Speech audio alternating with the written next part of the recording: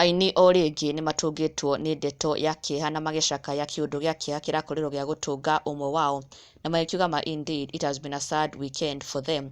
Just yesterday they received the sad news of the passing of Waithaka wa Jane's son, ũndũ ũrĩa ũramatigire na Kîeha na maithori magĩcakaya mũno na Waithaka wa Jane. Na rĩu mũthenya wa ira o rĩngĩ, ũtukũ wa ira, nĩ marakorirwo magĩtũngwo nĩ ndeto ingĩ cia Kîeha ciĩgiĩ ũmwe wao. TV host na MC wĩ gatũ ũrĩa onake arakorirwo agĩtũngana na mũtino wa ngari.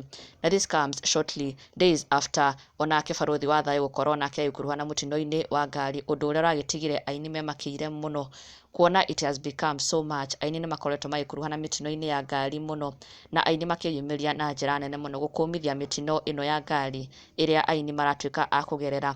Na MC Gĩtoero nĩwe ũrakorirwo agĩkuruhana mũtino-inĩ wa ngari kũrĩa aingĩrĩte nenda-inĩ ciake na gũkorwo akiumbũra atĩ he survived, agĩcokeria Ngai ngatho cia mwanya mũno nĩ kũmũhonokia, ona nginya akĩrekereria mbica cia ngari yake after the accident. Na thutha ũcio gũtiga fellow MCs na artists na TV personalities makĩyumĩria na njĩra nene mũno makĩnyitanĩra nake gũcokeria Ngai ngatho nĩ kũmũhonokia.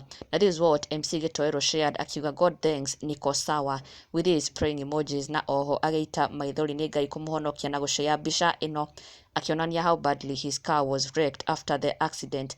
No ndanakorwo akiumbũra where the accident happened, no nĩ mũthenya wa ira arakorirwo agĩshare ndeto ici na agĩkiuga God saved his life. Na aini immediately mareyumĩria na njĩra nene mũno gũcokeria Ngai ngatho nĩ kũhonokia MC Gĩtoero. Ngoni wa Thũita wa mbere akiuga wĩ mũhithe haraya bro, we thank God. Evangelist Maseno Ngari, thank God you are safe.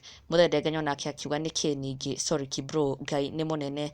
Ona nginya ihĩe cia Wadahuhu, pole sana. Henry Kissinger, pole sana bro, and thanks to God for protecting you. Onake DJ Giant akiuga pole sana bro, magĩkena mũno nĩ gũkorwo MC Gĩtoero ndanakorwo akĩgurara ona hanini, he survived the accident, na magĩkiuga nĩ ngatho cia mwanya mũno to God for saving his life.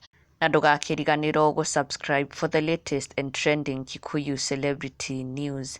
Never miss an update. Subscribe now.